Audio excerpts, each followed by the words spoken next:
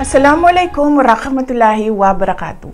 Madayaw ug maayong adlaw kaninyong tanan. Magandang araw sa inyong lahat. Sa ating mga kababayan sa iba't ibang panig ng mundo, ako ay nakikiisa sa inyong maligayang pagsalubong ng bagong taon.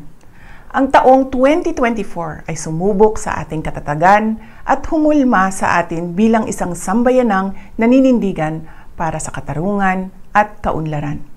Ngayong 2025, sama-sama nating harapin ang iba't ibang hamon na magpapatibay sa atin bilang isang bansang patuloy na nananalig sa Diyos at nagtutulungan para sa ikauunlad at ikabubuti ng ating pamilya.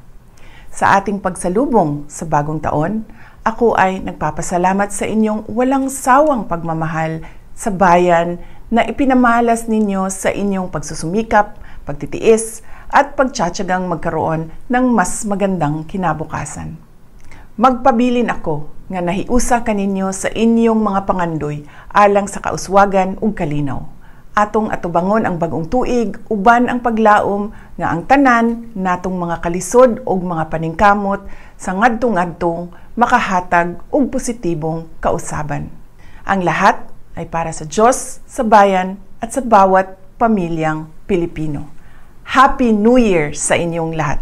Syukran.